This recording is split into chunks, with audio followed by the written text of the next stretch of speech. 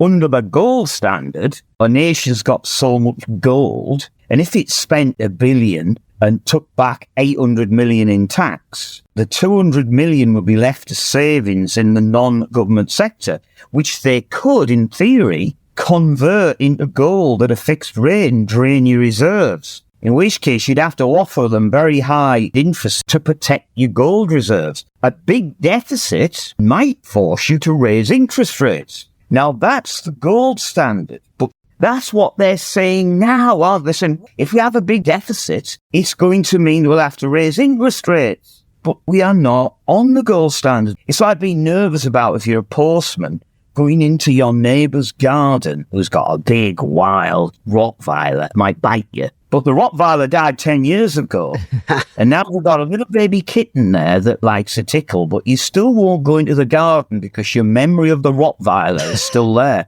They're living in a world of the Rottweiler, when really, it's a kitten.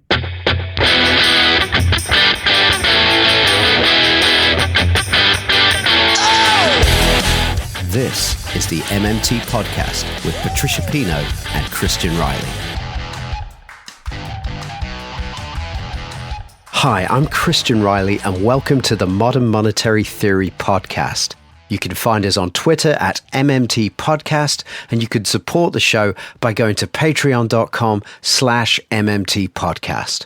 If this is your first time hearing about MMT, you might want to listen to our first 3 episodes for an introduction, which I've linked to in the show notes, along with some other things that relate to this particular episode. And as ever, I've linked to where you can support this podcast financially via patreon.com/MMT Podcast. Support starts at $1 a month or £1 a month or whatever the equivalent is wherever you live. We're 100% listener funded. Your financial support really helps keep the show going, and your support in other ways, whether it's by recommending us to other people or just by listening and spreading the word about this stuff, really helps too. A big thank you to all of our supporters so far, and thanks as ever for the time you put into understanding MMT. Let's dive in. Welcome one and all to the MMT Podcast. I'm Christian Riley, and unfortunately my co-host Patricia is ill at the time of recording, so get well soon, Patricia. And I'm pleased to announce that our guest this week is in fine health. So I'm delighted to welcome back to the show economist and author of Can Heterodox Economics Make a Difference? And of course, co-author of the new and essential MMT Key Insights Leading Thinkers. I'm delighted to welcome Dr. Phil Armstrong. Hi, Phil. Hi, Christian. Great to be with you again. Sorry we don't have Patricia with us, but get well soon, Patricia. So we're recording this a couple of days before Chancellor Jeremy Hunt's spring budget to clarify some of the issues that always surface around this annual festival of bad economic policy. The stakes are, of course, that when a country and its political culture become bereft of ideas and has no plan, and when 13 years of implementing that non-plan leads to an increase in poverty, inequality, unemployment and underemployment, there has to be a scapegoat. And we can no longer blame it on being in the EU. So it's forced leaders to get a bit more creative. This year, it's not immigrants or outsiders per se that are ruining the country, because that could lead to the drafting of immeasurably cruel policies directed at the most vulnerable people being delivered in language not dissimilar to that used by Germany in the 1930s, which is something that conservative policymakers would never resort to. So this year, it's a mode of travel, namely small boats, that are ruining the country. Small boats are the reason you've been getting poorer and can't get a job or medical attention or a decent sized chocolate bar. So we need to stop the boats, and then we can all live in harmony and prosperity once again, like we did in the 80s. And for more sophisticated people who like to be told no using long words, the reason everything's rubbish, according to the very serious people in the quality press who write pieces illustrated with photos of concerned looking traders knitting their brows over scary looking graphs on computer screens, is something to do with a lack of investment, which we can't solve because of something to do with bond yields, which we can't solve because of something to do with exchange rates. Long story short, it's all Liz Truss's fault. But since getting rid of her, the government are still on track to lose the next election. So, of course, ultimately, it's all Jeremy Corbyn's fault. And what gets lost in all of this illuminating commentary is perhaps a sense of what we can actually achieve as a country. So, Phil, getting right back to basics, as a scholar of macroeconomics, what is the problem that fiscal policy is actually designed to solve? Great introduction, Christian. Well, I think we would all look back and think, well, okay, what Keynes said quite some years ago about the problems of like a capitalist economy, it has long periods of unemployment and it wobbles along on like an unemployment trap where it doesn't correct itself.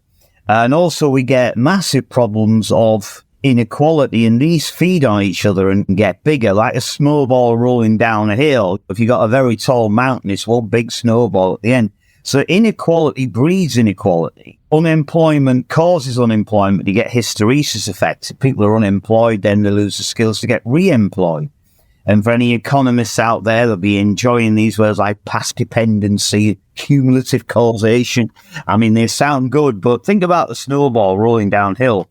So what is macroeconomics really about? It's about the idea that, yeah, okay, we can leave this fantastic, wonderful capitalist system that's around us that the Tories love, and eventually it will self-correct, apparently. So eventually inequality will correct itself. Eventually unemployment will go away because it's a temporary blip on the golden road to the capitalist nirvana. But as Keynes famously said, in the long run, we're all dead. So it's a bit brutal, but the idea being, if we wait long enough for this wonderful capitalist system to correct itself, then maybe, just maybe, we'll be dead before it happens, and we need to stop sitting on our hands and do something.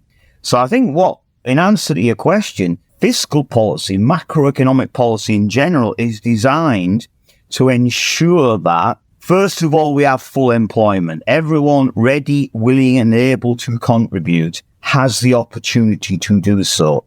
That the economy grows in a sustainable and green way. So we have a decent living standards for ourselves now without compromising future generations.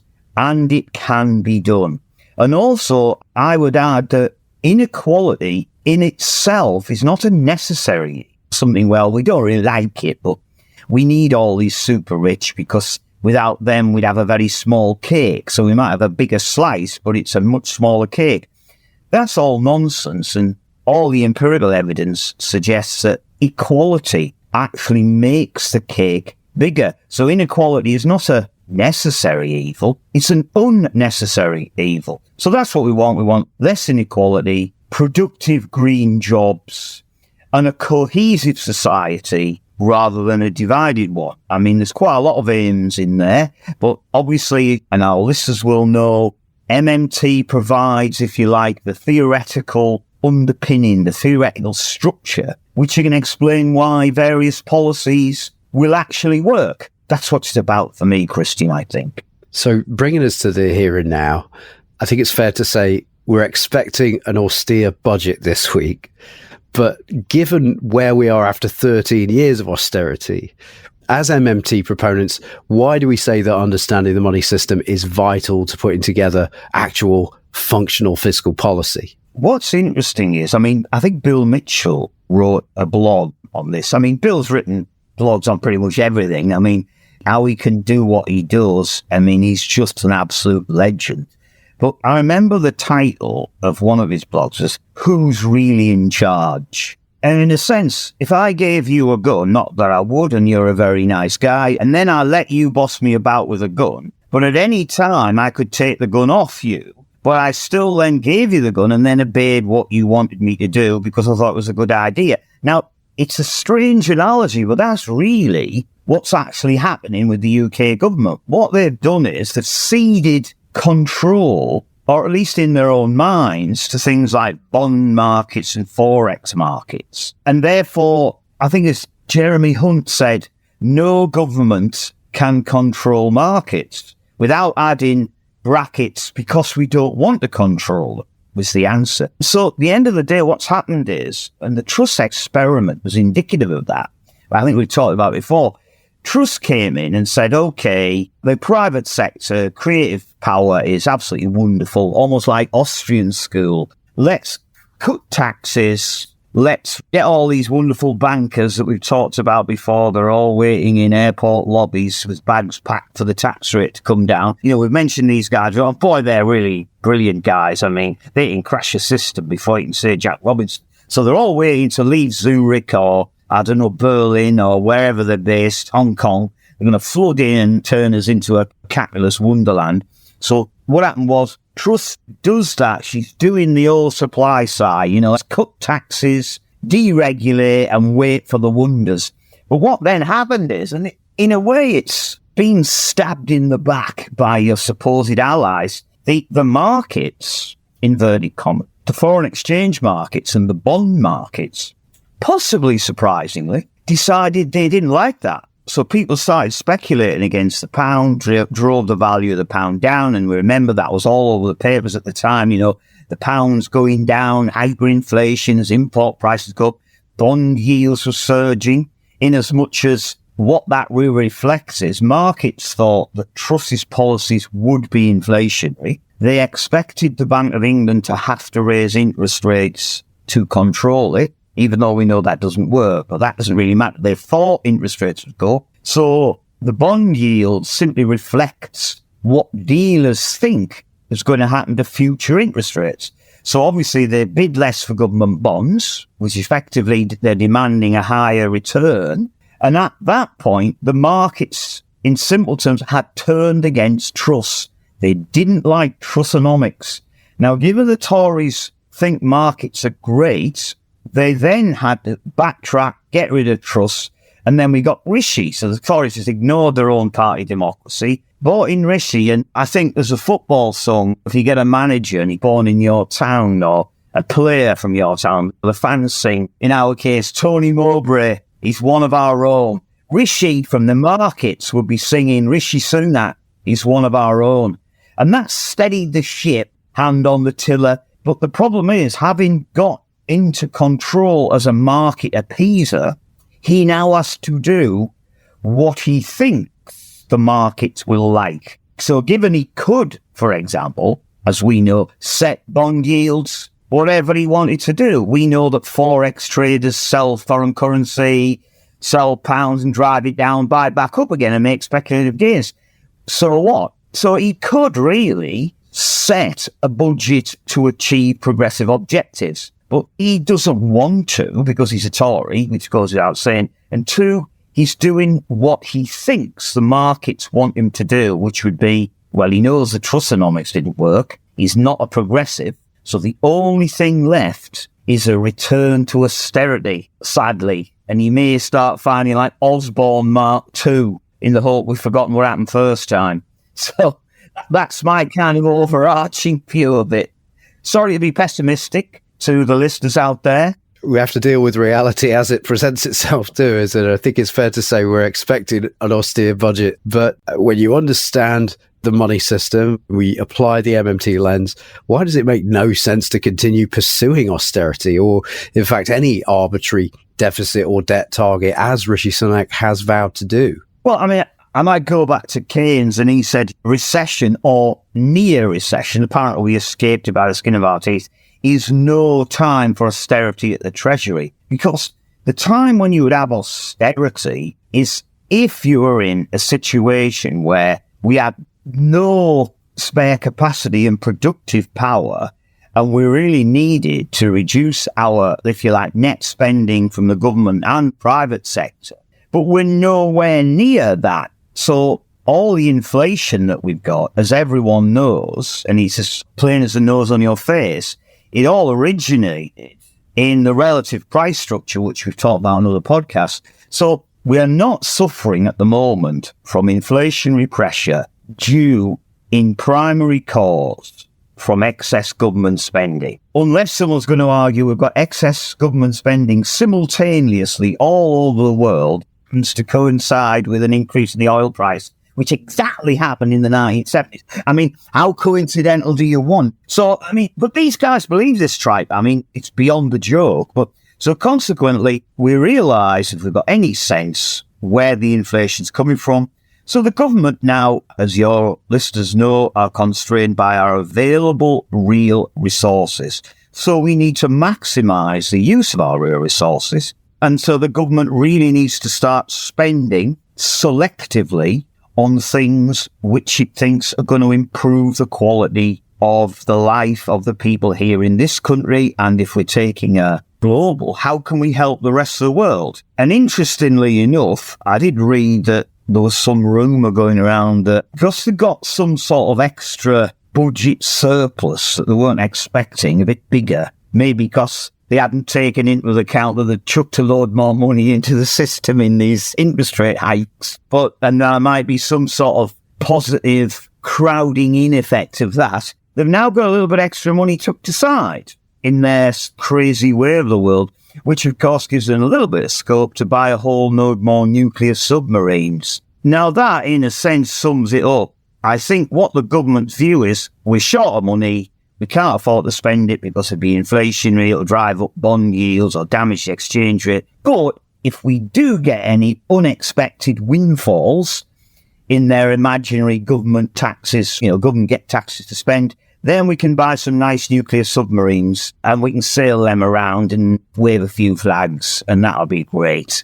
So again, I'm being slightly pessimistic. So when everything's the wrong way around, things that we know like are totally ridiculous, in their crazy world, it makes sense. They've got an unexpected surplus in, I think it was last month.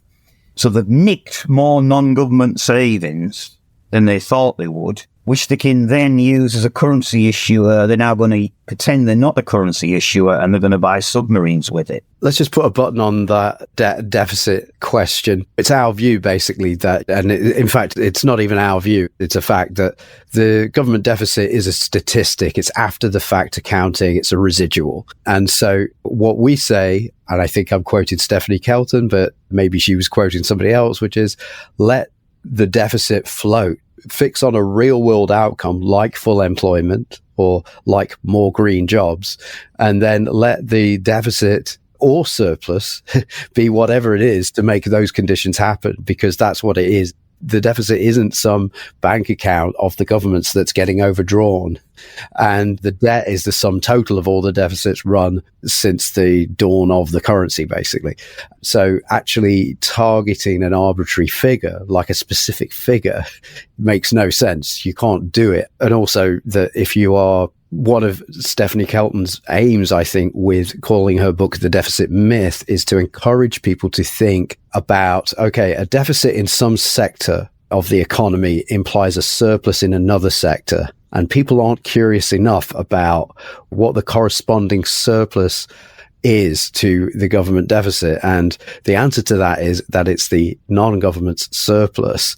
So when we keep arguing, or politicians keep arguing to keep cutting that back, then wondering, why is everything still going wrong? Why has nobody got any money? It's like, well, you're actually taking money out of the economy to meet this self-imposed constraint. Like you say, you've at the beginning there, Phil, you've taken the gun, you're pointing the gun at yourself. It's a bit like that scene in Blazing Saddles.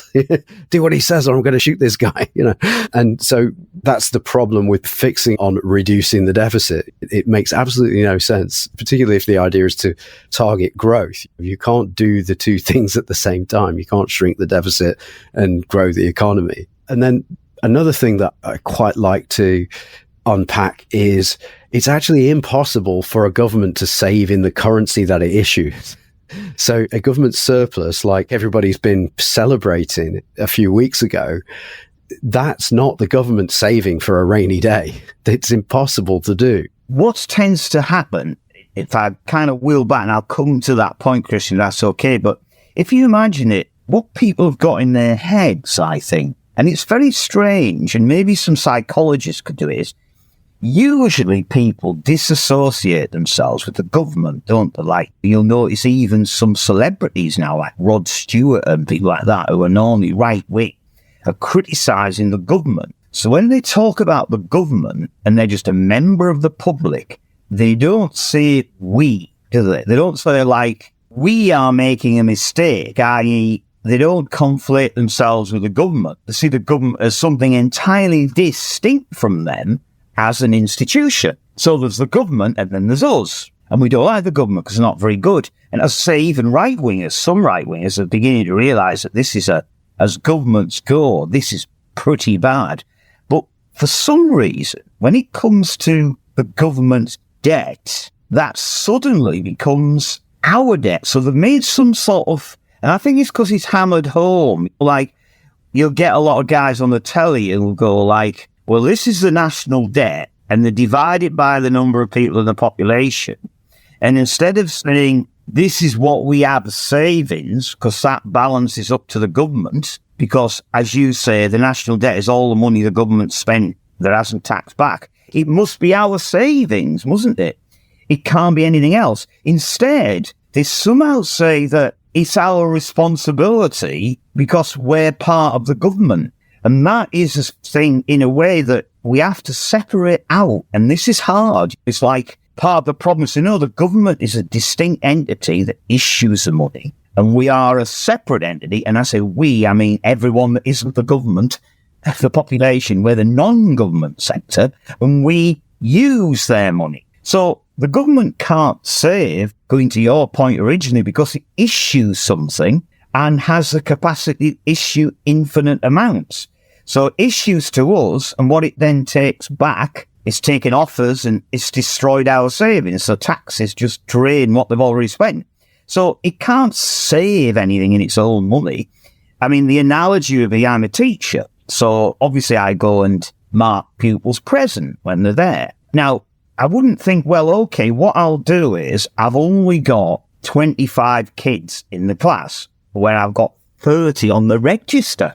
Handy though, because I can save those 5 marks, can't I? In case next lesson, perhaps I have a full class, but maybe one of them brings a friend. Because sometimes I don't know why, there's a couple of lads who I teach economics, for example, and sometimes there's now else to do, and they're in different economics classes. They'll come back and get the same lesson again, all right? Technically, they're not supposed to, but that's life. So that would be handy for me, wouldn't it? Because when Harry comes in for his second lesson of the day, I've now saved a present mark, haven't I, from the first lesson, because the guy was absent. So now I can use that. So the whole, I mean, and that's how the thing is. So you can't save something that you can issue limitless amounts of. You mentioned about the idea of worrying about deficits when you don't need to. But one thing I think is quite interesting to put in, and not to interrupt your flow, is that if you think back to something like the gold standard, and I know it's a long time ago, but obviously you could argue, couldn't you, that, all right, a nation's got so much gold, and if it's spent, I don't know, let me keep a simple example, say it's spent $1 billion and took back 800 million in tax, then, of course, the 200 million would be left as savings in the non-government sector, which they could, in theory, convert into gold at a fixed rate and drain your reserves. In which case, you'd have to offer them very high market-determined interest, if you like, to protect your gold reserves. So in which case, under the gold standard, a big deficit could be a potential threat to your gold reserves, and a worry, and might force you to raise interest rates. Now, that's the gold standard. But you may have noticed, and your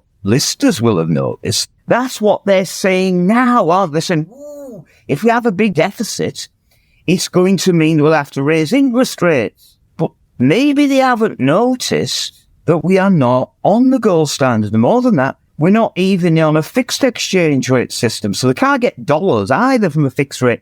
So all somebody could do is says, I've got £1 and I want to exchange it. And you might, if it's a banknote, say they have a tenner, I guess you could go to the bank and exchange your tenner for a nice, crisp, new tenner.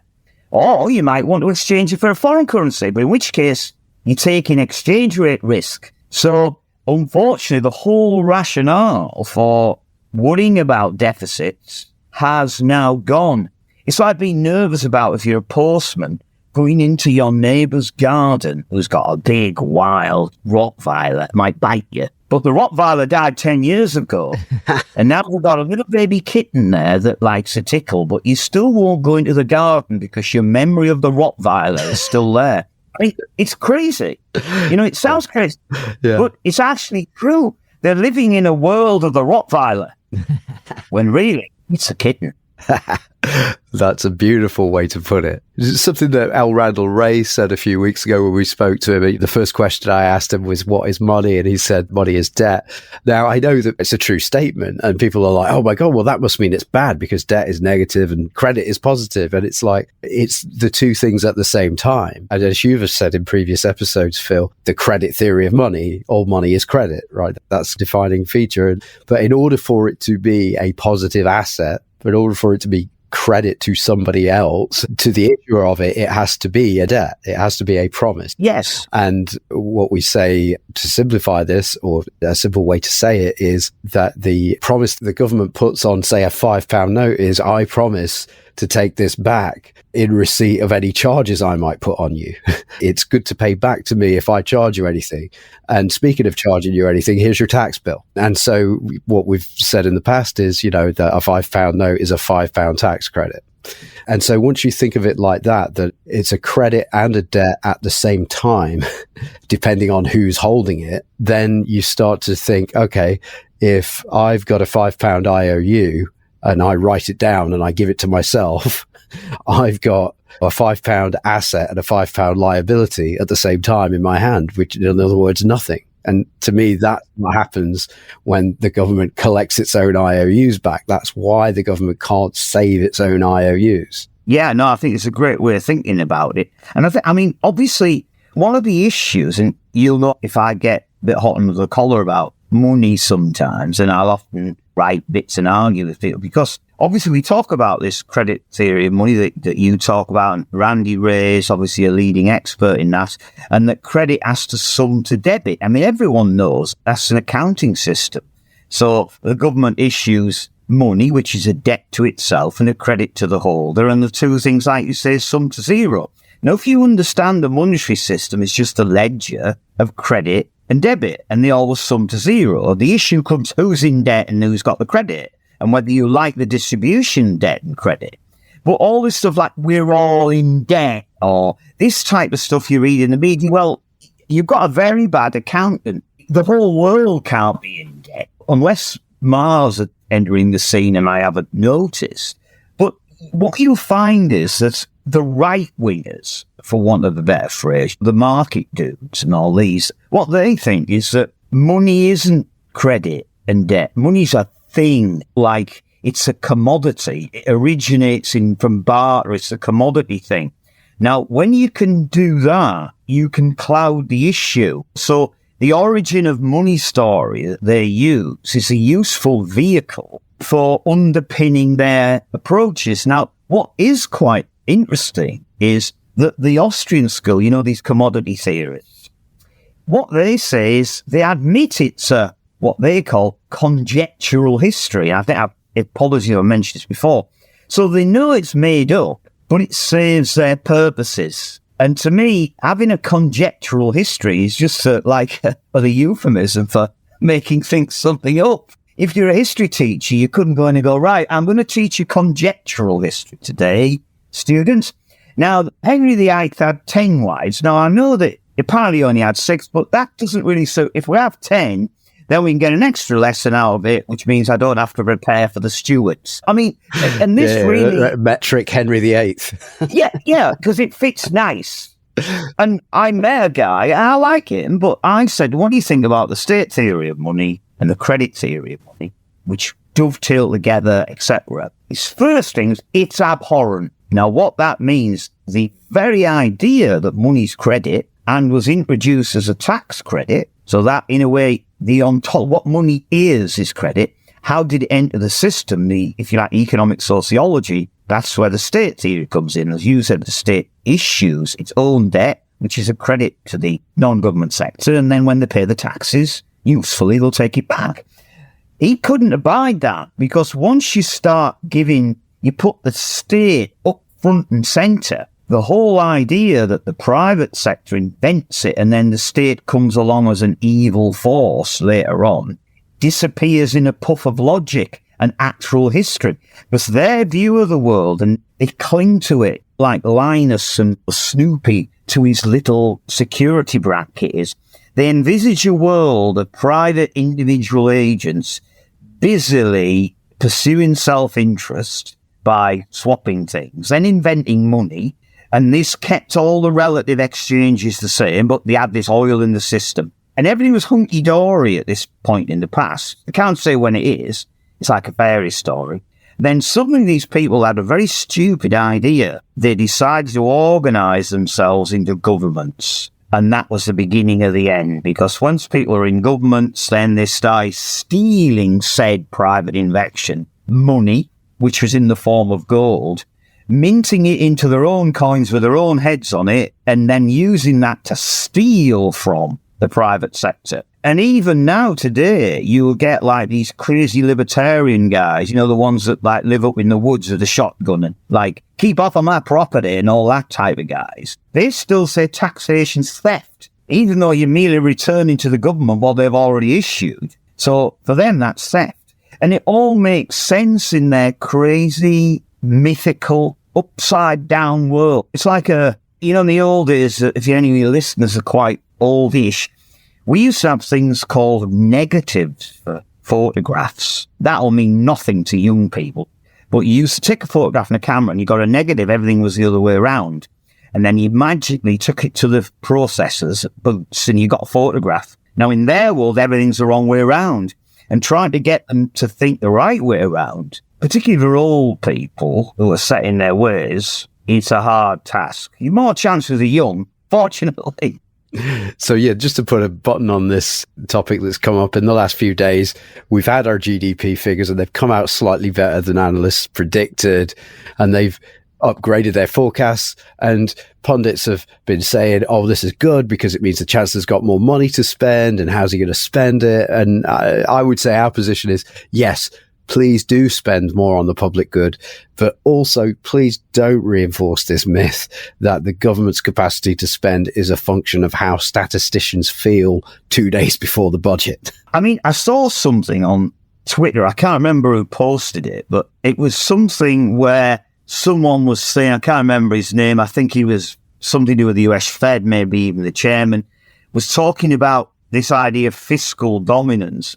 And that's the idea that the central bank fixes its interest rate on this idea that raising interest rates will be contractionary, but it doesn't think about the government's fiscal position, i.e., as all our listeners know, we've now got massive government debt to GDP ratios.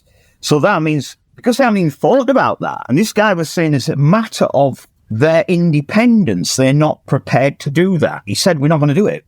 So what he's saying is, we're going to imagine that the fiscal situation isn't relevant. We're going to set interest rates in the way we think. But obviously, as we know, what's happening is interest rates have gone up. There's a huge amount of fiscal injection into the economy. Now, that's going to trigger a multiplier effect. Warren keeps showing the economy is actually growing better than they expected because they haven't taken into account the fiscal effect. I know it seems ridiculous, but they're not going to do that. So suddenly we've got an injection into the economy that they hadn't predicted. And hey presto, growth's better than they thought, which means that more people are passing over tax thresholds, or the tax liability is bigger than they thought. So the government's got more tax revenue. Or in other words, it's nicked more of our money and destroyed more of our net savings than they expected. But yes, it's pointless them saying, oh, well, the government's got more money when it's got the spreadsheet in the first place.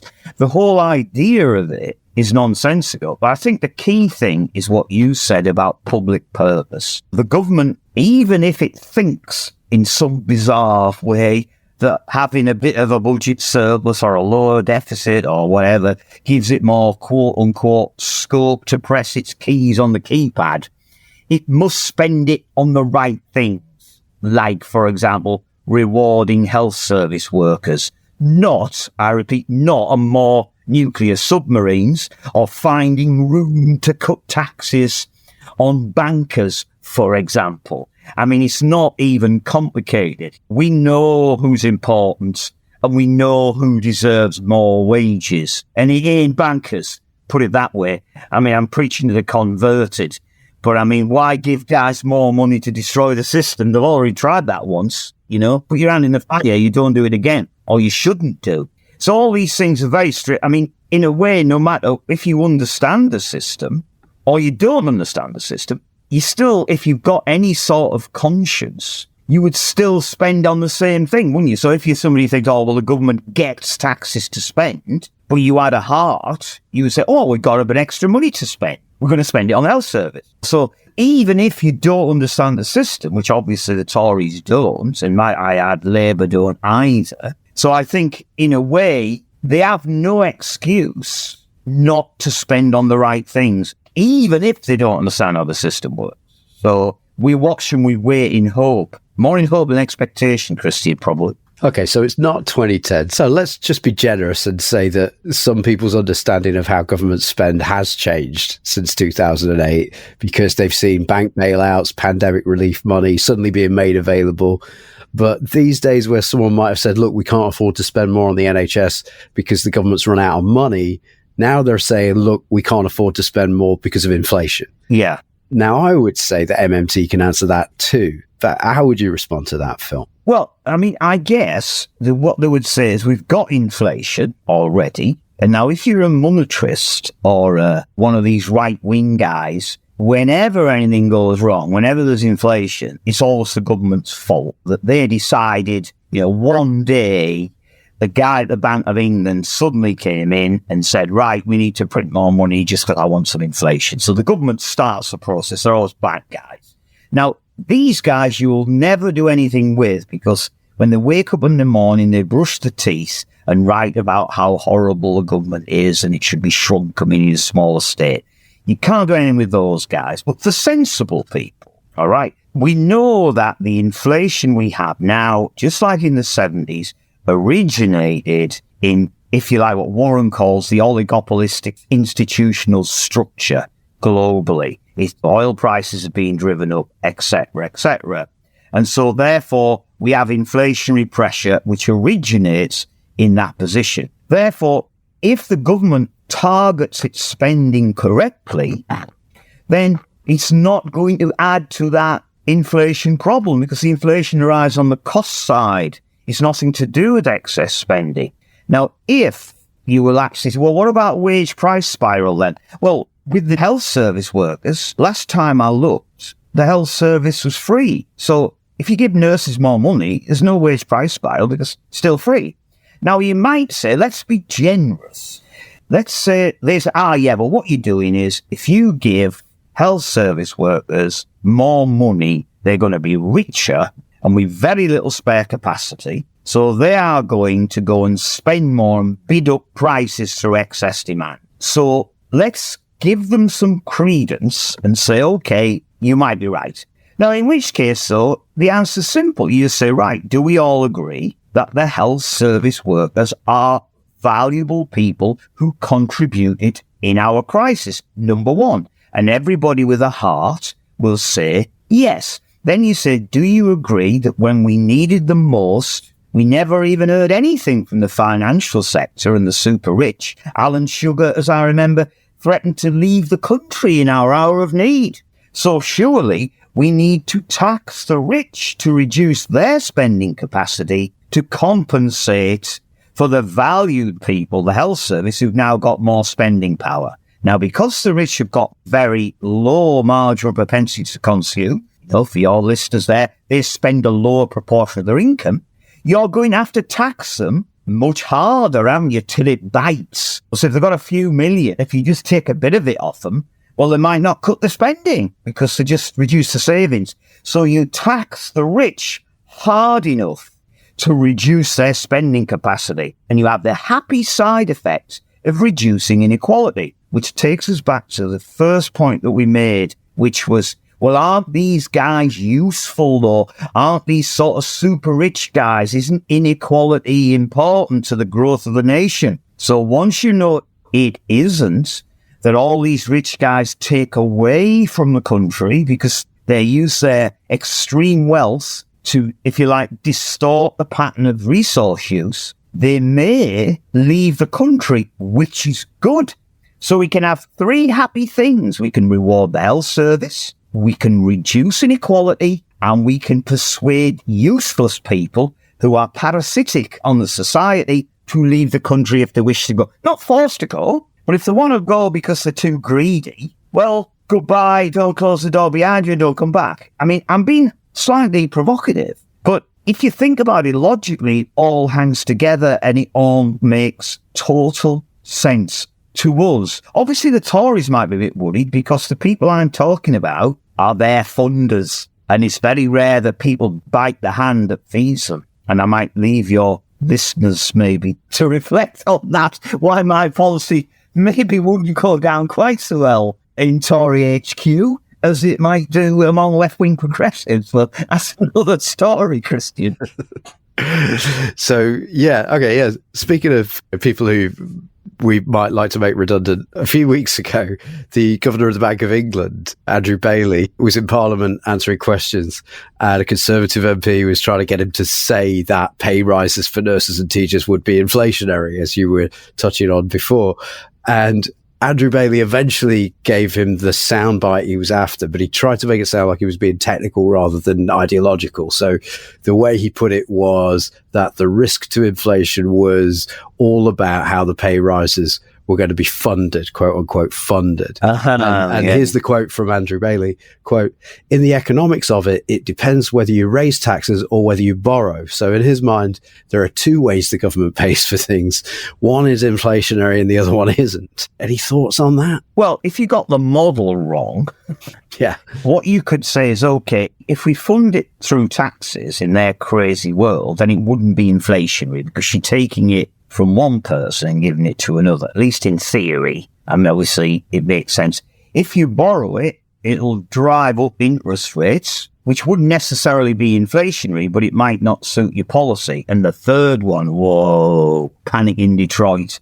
If you actually spend by, in his words, money creation, which is actually the way the government always spends, so that will be inflationary. Not necessarily in the short term, but what the Bank of England does, and it's a kind of a get-out clause, is it accepts the fact that the money supply might well be endogenous in the short run. You know, there's all these little policies that they come up with in 2014 paper. You know, the banks create money as a response to this, that, and the other. But in the long run, of course, they're still monetarists. Now, you might think, well, when does the short run become the long run? They don't go into that. That would be too detailed. Now, that enables people like Andrew Bailey to have the cake and eat it, because what he can do is try to be realistic, in inverted commas, about banking now, but then have half an eye on Milton Friedman's legacy that if the government spends by quote-unquote printing money, at some point in the future, it will be inflationary. So it's all based on trying to ride two horses at once and falling off both. The only logic you could say is, like, I think he didn't say it because he didn't understand the system. He can't say, if we were worried about capacity constraints and you were paying higher wages in one area, I think Bill Mitchell said all spending has an inflation risk. So if you were giving hard-working public sector workers enough wage rises that they may be able to outbid rich people and drive the price level up, that might be technically, in theory, an inflation risk. But the answer to it's simple, not because you tax people to fund it, just you tax rich people because they've got too much money and they were buying things with it and they were buying too many things with it. And so we're really taxing the rich who are non-productive by and large.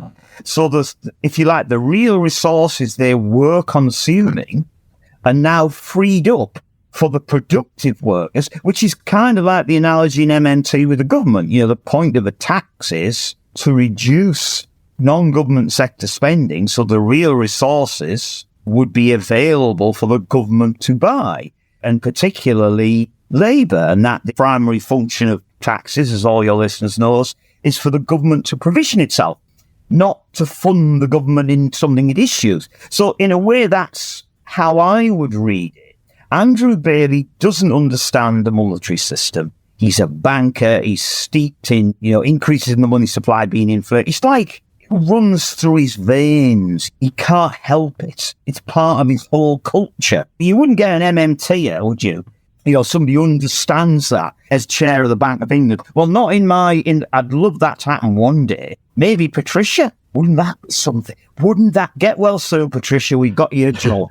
I thought a way around it would be, okay, so if borrowing to spend is inflationary and taxing to spend isn't, then what you could do is declare the parts of the budget that fund the Bank of England and his six-figure salary and perhaps some parliamentarians' salaries. That's part of the borrowed part of the budget. And then the public sector workers are part of the taxed part of the budget. And then you could just cut all that spending and put the borrowed spending, cut it right back. And then all of a sudden we'd be in equilibrium again. But I think you nailed it there, Phil. And yeah, a couple of aphorisms that have come up over the years we've been doing this. One is Warren's, hey, look, if government spending is the printing of money, then government taxing is the unprinting of money. I think it works pretty well there as well.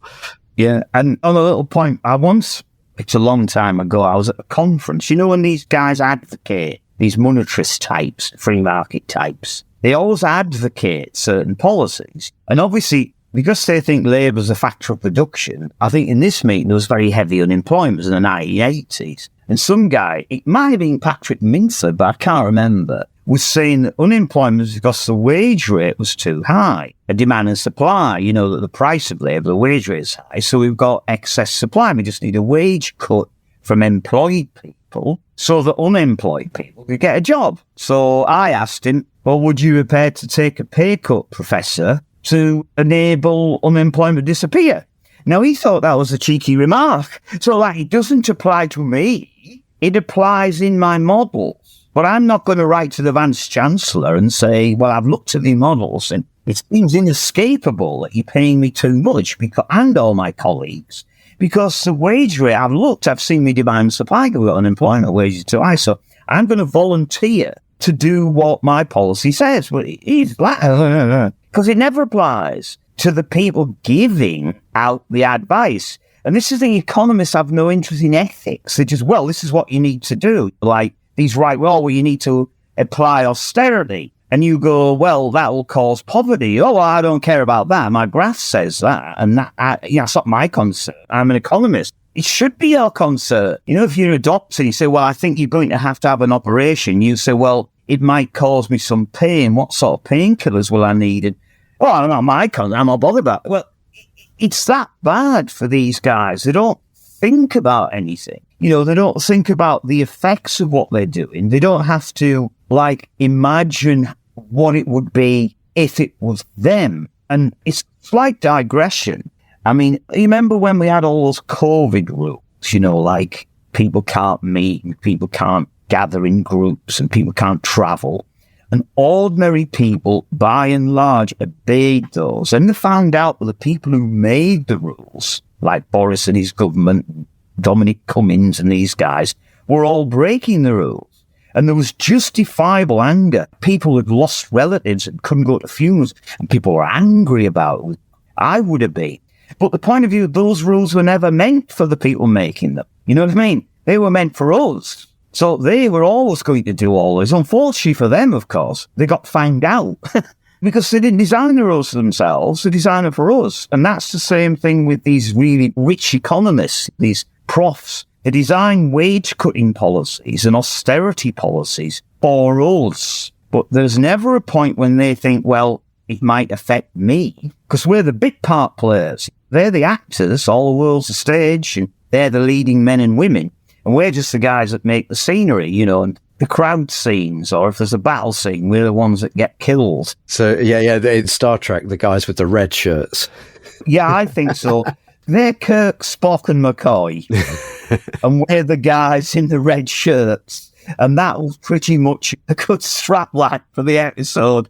And if we decide that we don't want to wear the red shirts, we want to come back for another episode, that's when there's trouble at mill. We're stepping out, aren't we? There's trouble at the Enterprise. We're stepping out of their shadow. Trouble at Enterprise. Trouble at Enterprise. Aye. How can that be true? And I would try to do Scotty. The engine's run the ticket, Captain, and all that. It turns out the miners of the dilithium crystals are on strike. And you're showing your age here. Yeah, but yes, I love that show. Before we move from Star Trek, if your listeners are old enough to remember, my favourite line in it is the Enterprise is trapped by this big, massive craft that's going to destroy them. And Spock looks at Kirk and he goes, "We're outgunned.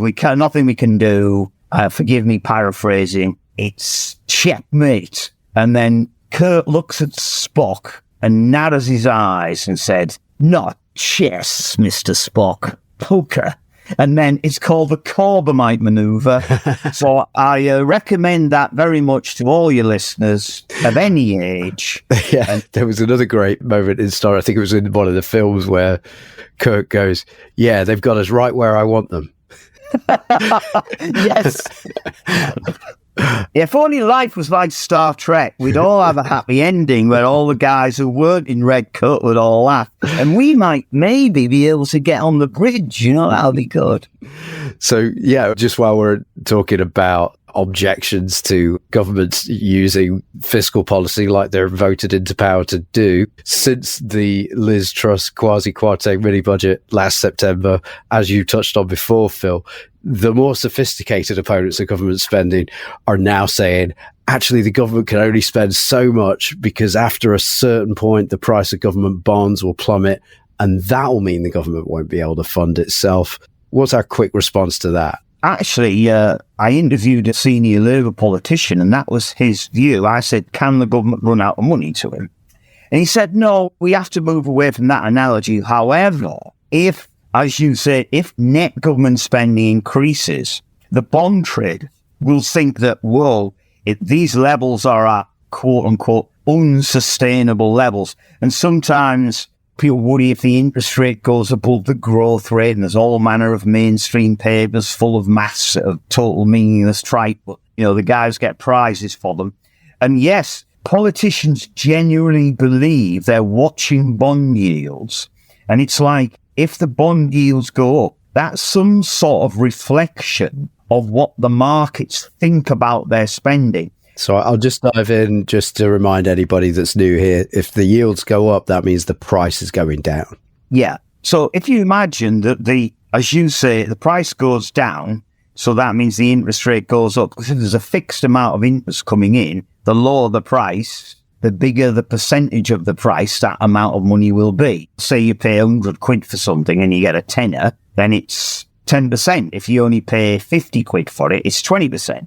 So what happens is, if markets don't like excess, inverted commas, government spending, they will see that if the government spends a lot, they'll think, more government spending, likely to be more inflation in the future. Bank of England likely to raise interest rates in the future. Therefore, I don't want to buy a bond with a lower rate of interest now. So that will mean that the bid prices at auctions reflect that.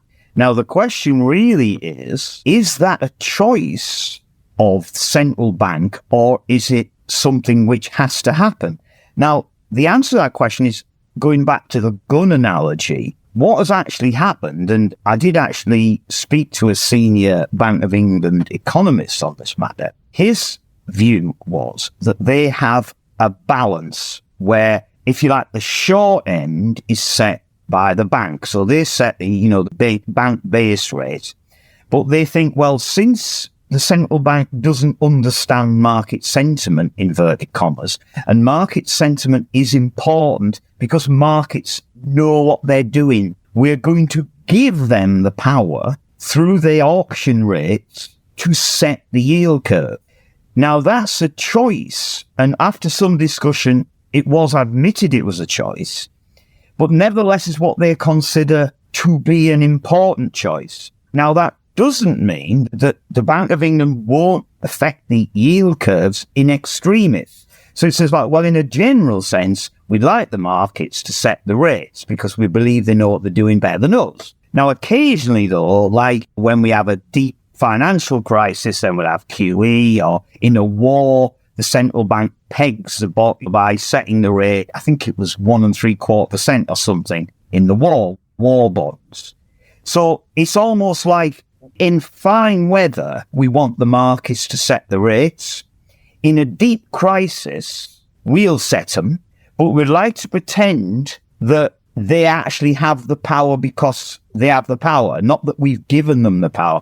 And this is this distinction, and it's the same with like foreign currency dealers.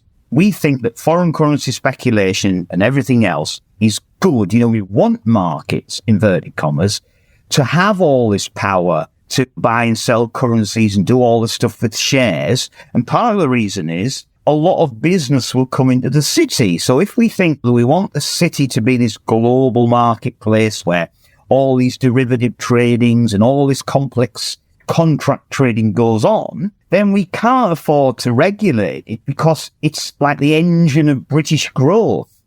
So that's the real, if we say, no, we don't want to become a financial place, we don't do anything but finance, we want to take back control from these guys, which we can do, and we want to pursue public purpose. And this financial sector, yeah, we need a good financial sector where banks are working within the correct rules, and Warren has set out, you know, principles for the banking system. And if anyone should know, Warren should know. But we're not against finance per se. It's great, but it needs to be in its proper place. So we've got a thing where governments are sort of worshipping finance and have given them outrageous power, which they've been using, and ordinary people are suffering the loss. So it's not like I'm anti-finance. I've got a bank account and my bank does a good job for me. I'm very happy for them, etc., etc. So not against it. It's just disproportionate power. And the other thing that when I talk to students about these issues, I'm not against a guy, say, works harder than me, is more skillful than me, and gets a bigger house, maybe 2 houses, goes on a nice skiing trip and whatever. That's fine. They've worked hard to deserve it. I'm not against that. I'm honest. What I'm against is extreme super rich who are a class apart, who are so distant from everyone else. Their interests are not the same as ours. That's very different. That's where it gets dysfunctional, isn't it? Because you've got rule setters who aren't subject to the rules that they're setting, basically, because they're living in a different world. Yeah, and we do get straw-manned, as you know, that if you say, well, I want to end inequality, extreme inequality, they go, well, you know, are you going to say, you know, everyone's going to get the say and all that stuff, kids stuff, instead of saying, we're not for that. Inequality, total equality of income is unattainable.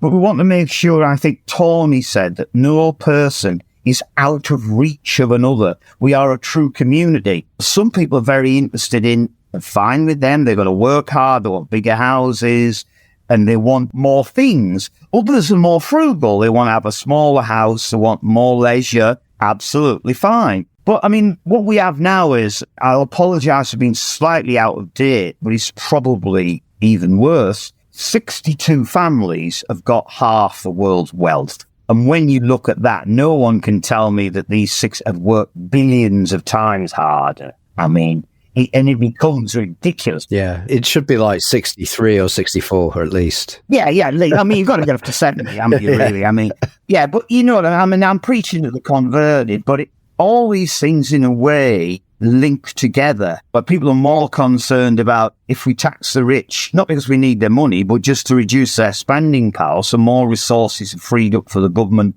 or for the poorer elements, or the hard-working people who are actually working flat out and can't afford stuff. Surely that's the thing that's more important than worrying about whether a super rich guy who used to have 10 billions only got 6 billion. I mean, to me, it's a no-brainer. It's not an issue that's worthy of much thought, you know? So just before we turn a corner, I wanted to cap off by saying, obviously we think it's great that there's all these good ideas out there about what the government can spend on now that we've had this GDP report that people seem to like. People are talking about government-funded home installation scheme, more money for childcare, the energy price cap on households could be kept in place to ease the cost of living crisis. And a lot of people, as we record this, are saying that that's likely, actually. We would hope more money could be made available for the NHS and other public sector workers. But I just want to emphasize that the money to improve all of those things exists now. And if we've got a crisis like we have with the NHS, then the money to solve it should be spent immediately. And we shouldn't have to wait for markets to have positive emotions about our GDP. The emotions aren't a financial constraint for the government. And then the one more thing that I definitely wanted to mention is we should note that there isn't even a real resource constraint for the government regarding healthcare, because people who can't afford to wait for treatment on the NHS at the moment are paying for private healthcare. So the capacity's there, but it's been paywalled. And in fact, that boost in private healthcare profits was one of the things that boosted GDP. So, we've entered quite an ironic phase of late stage capitalism here. Yeah, very much. I think you're spot on with all of that. I think essentially private healthcare is just queue jumping, really. It's just people using their money to jump a line. Yeah. Where that line is jumpable. You've got people who can't afford it starting up GoFundMe things, crowdfunding their healthcare. Who knows where they'd be if they couldn't get people to basically pitch in, and that's the problem with decades now of underfunding, under-resourcing the NHS, basically. It's interesting on that note, Christian. I was invited on one of those libertarian podcasts. There's 3 guys. They were nice guys. I mean, not to be rude, the knowledge of economics was threadbare, to say the least.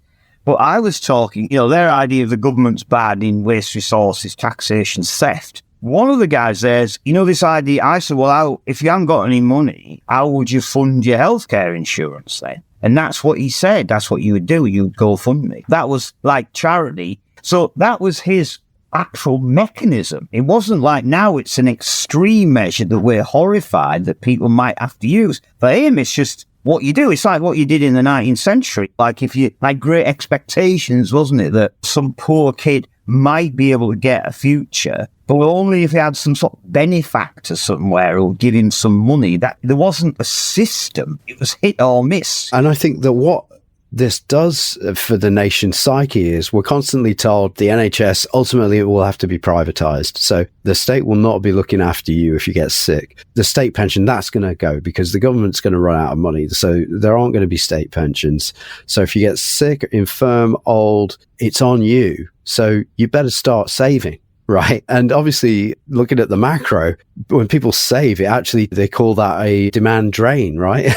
Yeah. So that's actually not going to help the economy anyway. Putting that to one side, what it does is you never know how much money you're going to need. One thing you do know is that you're definitely going to die and you're definitely going to get quite sick before you die. And you don't know in what direction that sickness is. And treatment for some of the stuff that's out there that are like plain vanilla, really bad diseases that you can get is very expensive.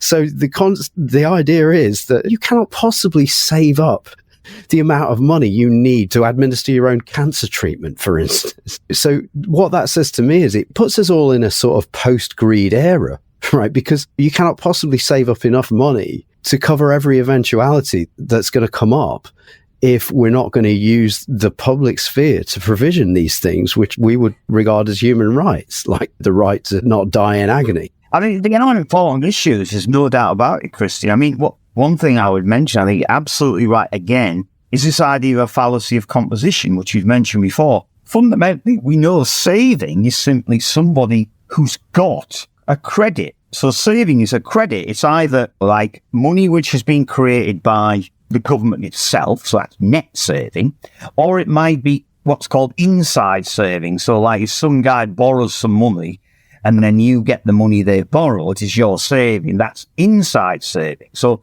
there's 2 elements. Inside saving, like, is private sector generated by the banks, which is always generated by private sector borrowing, not the other way around. So the question then is, if people try to save more, what will happen is the spending in the whole economy, if everybody tries to save more, the multiplier effect will drop, so there'll be less money being spent.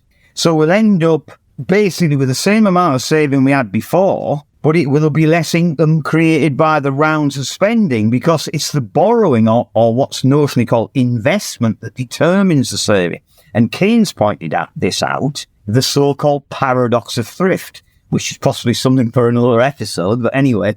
Now, so as we said before, in aggregate, if the non-government sector, i.e. us, wants to save more net, only one source can provide that. In other words, the government has to increase its deficit for us to save more. So the idea that the government's going to reduce its deficits and at the same time we are going to increase our net saving, apparently, which is what these guys say, is impossible. So not only is it immoral, it can't happen. And attempts to do it will just be like a cat chasing its own tail and you'll end up in a recession. That's why MMT is really, really important in these cases, because one person can obviously save more for their retirement. Great if they want to do that. But if we all save 10% more, that's going to reduce spending, the economy shrinks, so someone somewhere, and many of them, won't be able to save what they've decided to save, unless the government plugs the gap by expanding its deficit. And the accounting system, the sectoral balances, for those of your listeners who have looked at those, they can't lie. They're the accounting result. And they don't connect the small scale to the big scale. A woman was on the TV, I remember, very articulate lady. She was a pensions person. She said, everything is, well, we don't know. The size of the welfare state is going to shrink. Pensions in real terms will be smaller.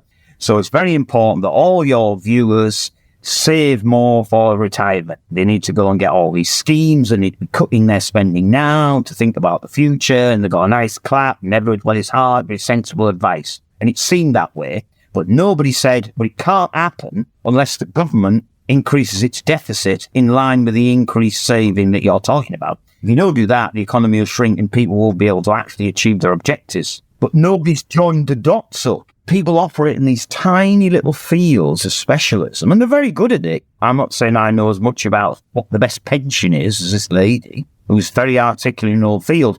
But when you take people who are experts in, if you like, a microeconomic sense of one little area, and then they try to use that knowledge to explain the system, that's when things go wrong, because as people know with economic, it's not as simple as that. The whole is not a sum of the parts, despite what Thatcher said. And a lot of these mainstream economists who think that macroeconomics is micro-founded.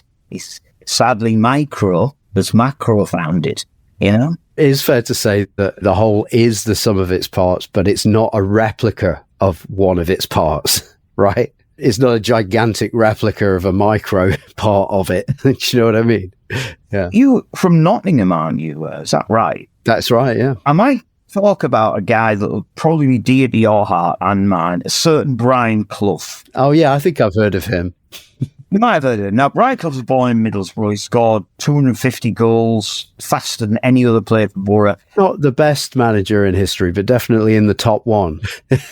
Yeah, in the top one. Yeah, he knew it. He knew it. And the thing about Brian Clough was, he got players that you thought, well, you know, there's that bloke John McGovern who looked as though he was running as though he had a piece of cardboard down his back, and like John O'Hare with the turning circle of a truck, and like Mickey Burns who had no teeth and kick you up the backside. And yet, despite all this, they were the best team in the country and won 2 European Cups.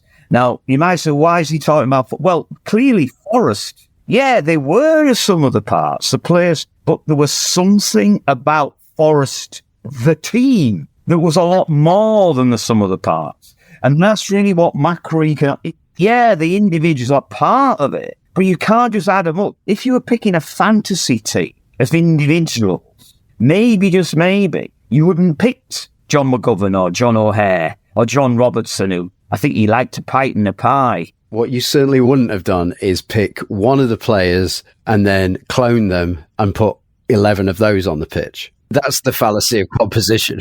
Yes, absolutely. We'd like to talk football and give your listeners a break, but it's the same thing. And that's when people start doing that. I suppose you couldn't have a team of Messis, including goalkeeper, you know, that type of thing. And these guys make these assumptions that what works in micro works in macro, and you end up with a complete fiasco.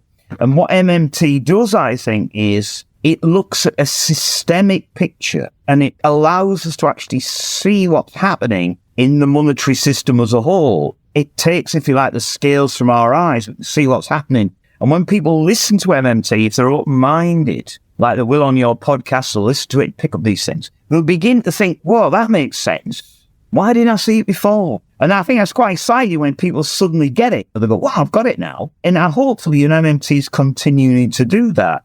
And when we come across these mainstream guys, they have nothing to say, because I don't say that they wake up in the middle of the night in a cold sweat worried about MMT. They don't. But whenever they come across us, they kind of walk past us on the other side of the road. They're not interested in engaging directly with MMT. It's because there's nothing to gain from them, because they don't understand MMT, so they lose if they talk about MMT. And they're not interested in talking to us about mainstream economics because we're not important enough. So in a way, we need to capture young scholars, young open-minded people, and maybe older people who are a bit more open-minded and probably not steeped too much in mainstream dogma. So speaking of orthodox economics, there were some developments in monetary policy this week. And I'm going to ask you, Phil, did you see that clip of Senator Elizabeth Warren questioning Jerome Powell, who's the chair of the Federal Reserve? Yeah, I think that was the thing I was mentioning earlier, I think, about him being like not fiscally dominant. So just to sum it up, basically, she underlined this thing that I think we should never miss an opportunity to underline, which was if she was pointing out the monetary policy, even in the good times when it's working as intended, but particularly now, the Fed's plan is unemployment's not high enough, right? But anyway, even let's say their natural rate of unemployment, as it's called, was lower in the good times. Even in those times when monetary policy is working as intended, it causes several million people to deliberately not be able to earn the means to eat, right? But then I thought she goes on to say then, obviously she's great at this kind of stuff, Elizabeth Warren, but she goes on to say, the American people need you, Jerome Powell, in that case, to do X, Y, and Z. And the problem with that is it's not his job description, those X, Y, and Z. You could replace him with the Dalai Lama and he'd still be using unemployment to fight inflation. So my point about what happened between Warren and Powell is stop asking central banks to do fiscal policy, right? Let's say instead what we need you, Jerome Powell, and what we need you, Andrew Bailey, to do is nothing because your job's obsolete. And, we'd give you a redundancy payment, but we know you worry about inflation, so here's a pair of socks. I mean, really, it's one of these things that needs a little bit of unpacking, I think, because you might say, okay, as the situation stands, there's a general belief that fiscal policy is a backup player to monetary policy. So it's like Batman and Robin. Like Batman is monetary policy, and it's monetary policy, particularly in the good times or the normal times, interest rate adjustments. And fiscal policy, by and large, should be on the back burner, and as far as possible, government should try to get somewhere near to balanced budgets, so that in a way the government's effect on the economy is as near to neutral as possible. So if you imagine that's the mainstream sort of backdrop, that's what they want. I don't agree with any of that, as you know, but let's take that as a given. So that's what you're trying to do. Now, if you're Jerome Powell, you know that the central bank is the big player. It's Batman. So when he goes in, he will set interest rates according to his models. Now, their models suggest that raising interest rates is going to reduce borrowing, and the amount of borrowing that will fall and the amount that borrowers will cut down will be more than the extra money that savers have got will spend, as we said. So net, the effect of interest rate rises will reduce demand and be therefore good for inflation. So that's what he's going to do. Now then, if you say, yeah, okay then, Jerome, I get that. But you'll notice that currently the government has got very big debts, which means that currently the amount of debt interest they're paying is very big. So doesn't that mean that in the case of the modern thing, we haven't got a zero government debt, we haven't got a neutral fiscal stance, we've got a massive debt ratio. Doesn't that mean that your models are wrong? In other words, you've got to look at what fiscal stance is and adjust your policy with respect to the current fiscal position. Now, can you see that's going to be anathema to him? Because you've asked him to be Robin. when he's Batman. And he said, MMT, I couldn't do that. We're not going to look at what the government's doing. We're not interested in the government's fiscal position because that is an affront to his position. He sees himself as the top man in that sense. So we won't have fiscal dominance. What he's saying is we're doing what we're doing with interest rates as the primary mover to control inflation. And then the government needs to adjust its fiscal policy in line with what they're going to do, which should follow. But that's their concern. So that's the first point. And then the second point, which is a more philosophical point, forgetting about whether interest rate rises or inflation or deflation, let's go back to a world where we had zero government debt. The imaginary world, the world that Jerome Powell effectively is using his models, that he thinks that what he wants to do when we've got inflation, he's going to raise interest rates, contract the economy, cause unemployment, and effectively get rid of inflation. So if it works like he says, like you were saying, is this a moral way of running the economy? Do we need to raise interest rates, or should we raise interest rates to reduce employment and reduce inflation? Well, to me, the answer is clearly no. Should we chop people's arms off when they've got a broken finger? No, we shouldn't. The cure, inverted commas, is obviously worse than the actual inflation. Yeah, it's bad, but unemployment's far worse.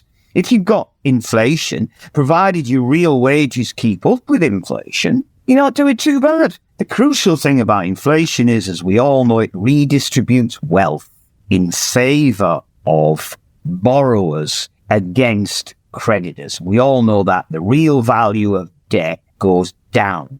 Now, that's why bankers and the rich elite, I'm being very political, are absolutely obsessed with inflation control. It's the worst thing possible.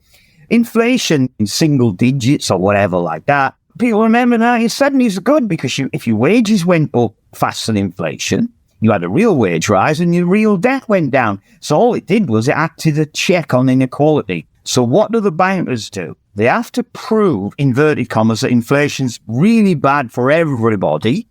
And that's only the case because unions aren't powerful enough. And also, they have to try and show that whenever you have inflation, it spirals naturally into hyperinflation. So it's like, you can't have a bit of it because it's like the thin end of a Hayekian wedge. Even though we've had inflation in various periods and it's gone off, we've had a bit. So the idea that inflation at 6% or 8% or even 10% automatically becomes hyperinflation if you don't do something draconian receives zero empirical evidence. But these guys are not interested in real-world evidence. They're going to do what defends their class. But the crucial thing is, I'm not even suggesting they know it in those terms. They just think, I'm a rich banker, those are the people I hang around with. When we've got inflation, the real value of monetary savings, the real value of maybe the loans you've made is falling, and you've got to redress that balance by higher interest rates. And the fact that poor people or poorer people are now having to pay bigger mortgages, there may be unemployment and hardship among the real people that contribute. Well, that's the price that they are prepared to pay. And of course, the way central bankers describe those bad things that you just talked about is we're just softening the labour market. Yeah. But I can't really say that it's deliberately put people unemployed to mean that their savings maintain their value. But that's really what they're doing. They're saying, I'm going to create an employment so that my already high living standard will get even better. While we're on this idea that they've got the interest rate thing backwards, as Warren likes to say, back here in the UK, we had a hawkish member of the Bank of England's Monetary Policy Committee, Catherine Mann, this week on the record, concerned that companies are using price-setting power to pass on higher costs to consumers and adding a margin, and that's feeding inflation. So great. I think we all agree that's what's happening. Then she goes on to use that to make the case that they need to be more hawkish on rates, i.e. raise rates to fight the inflation being caused by passing on higher costs. Right? So I'm thinking, you've just said companies are passing on a higher cost to consumers, and now you're proposing to fight that by making another very important cost, literally the price of money, higher after you've just said corporations are passing on higher costs to consumers. So the idea is to create inflation, to fight inflation. And my question is, can anybody help me get a job at the Bank of England? Because it looks well paid and impossible to do badly. Well, yeah, but in a way, Chris, if you come away from what they say they're doing things for, basically, if you go back a bit and think, well, okay, clearly what you said is just bizarre, but I have no doubt it's the sort of thing they would say. If on the other hand you take my little what they're actually doing, imagine these people are quite rich bankers. When you've got inflation, you actually want the interest rate to go up even more because you need a higher interest rate to stop your savings reducing their value and to protect the value. So that makes entire sense. So what they would say, well, push the interest rate up. If there's more inflation after that, well, that doesn't really matter as long as we can push the interest rate up a bit more to protect my money. Now, once you realise that's the interest rate rise is not about reducing inflation. It's about protecting the value of their savings and or loans they've made in real terms. Then it all makes sense, doesn't it? But they can't say that openly. Now, the question then becomes, do they know that higher interest rates in reality will actually be inflationary? I don't honestly know that. Are they just doing it out of total self-interest? I think a lot of it is actually probably Emperor's New Clothes, that they're all sitting around a table and the established sort of an orthodoxy is higher inflation, put up interest rates. It's a question of how much and when, etc. You couldn't have someone in that group, I guess, say, no, we've all got it backwards. All the papers you guys have written in journals, the things that got you the job in the first place, they're all wrong. So we're going to have to come out public and say everything we've done in the last 10 years has been wrong. We're going to cut interest rates now to reduce inflation. So I just don't think any of them could possibly say that. Even if they had an inkling of thinking, hang on a minute, we're adding 4% of GDP in interest payments. No wonder the economy's growing faster than we thought, and we've got an unexpected surplus on the tax rates. We're just going to carry on regardless. So we're going to have to wrap up. I could talk forever, Phil, with you about these kind of things, but we're going to have to wrap. Before I do, I think I should just mention, just in case anybody thinks MMT doesn't have any solutions to anything, because we're very critical, just in case anybody's new here, the solution is what we would call the automatic stabilizers. Haven't got time to go into what that is now, but basically, instead of taking the orthodox approach of increasing or decreasing demand through monetary policy or discretionary spending and taxing to fight inflation, the MMT policy proposal is called the Job Guarantee, which is an automatic and targeted way to add demand precisely where it's needed. And I'll link to our episodes laying that out in more detail. But before we go, Phil, are there any upcoming events that listeners can get excited about and perhaps put in their diaries? For instance, are there any events taking place in London on Thursday, the 20th of April? Just off the top of my head. I think you might be on something there, Christian. Yeah, well, I would say this, but the most important book in economics anywhere in the world is having its official launch April the 20th in the Unite building in London. Obviously, we have in the book, as many listeners will know, we've got the big three all contributing at least one chapter. So we've got Randy, who's our executive editor, writing this year, the Nersisian, if I pronounced the name correctly. We've got Bill with a couple of chapters, one with Stuart Medina Milton, and we've got Warren's chapter. We've also got, who I call the boys, the big three, Neil, we've got Andrew, we've got Richard. Richard's written another chapter, so has Neil. I could list all of them. John T. Harvey's in there, Pathlina's in there, all the big ones, they're all there. We have a launch of that book. The EE has agreed to sell this book at what I call a reasonable price for ordinary people. So if you're not a university library, you can go and get this book for £30. And I generally think, not a marketing on books, it's actually well worth £30. And you can also get my own book for £30. I'll leave you to make your own judgment whether that's worth £30. But obviously, it's going to be a great event. Christian will be there. Patricia, we hope, will be fully fit and back to herself. She'll be there. The wonderful Gims women will be there. Prue, Sarah, Claire, of course. Daniel Costa, who is a great guy. He is an expert in Argentinian Job Guarantee program. He's going to present there. What a day it's going to be. All the MMT guys are going to be there. I don't know the details of the timings yet. And Christian will post the Eventbrite, but don't miss it. Don't miss it. It's April the 20th, and it's a day with a lunch break in it. Starts at 11:30 a.m. and finishes at 3:30 p.m. And maybe there'll be time for a pint afterwards, depending on how far you've had to travel to come. And also, I will mention that just a little before that, the 24th to 26th of March, there is the Scotonomics Festival, which I think, I may be wrong, but I'm pretty sure that Patricia is moderating panels on that, a panel at least. And the Scotonomics Festival is Scotland's first festival of economics, which will be hosting over 30 sessions over that weekend, covering every aspect of the Scottish economy. So that's in Dundee from the 24th to the 26th of March. And also, I didn't want to miss saying that also the digital copy of Modern Monetary Theory, Key Insights, Leading Thinkers is quite a bit cheaper if you download that version onto your device. I think I got one for like £18 as well, but much better to have the hard copy signed by Phil himself. And so we hope to see you at that launch on the 20th of April. I think that's a great place to leave it. I've been speaking to economist and author Dr. Phil Armstrong. We'll link to where you can get copies of his book, Can Heterodox Economics Make a Difference, in the show notes for this episode. That's, of course, if you can't meet Phil in person like me and Patricia will be doing on the 20th of April in London at the book launch for MMT Key Insights Leading Thinkers. And we'll also link to where you can get tickets for that event, which are free, by the way. But anyway, for now, thanks once again for joining us today on the MMT podcast, Dr. Phil Armstrong. Great to be with you again, Christian. Also great pleasure for me to be on the show.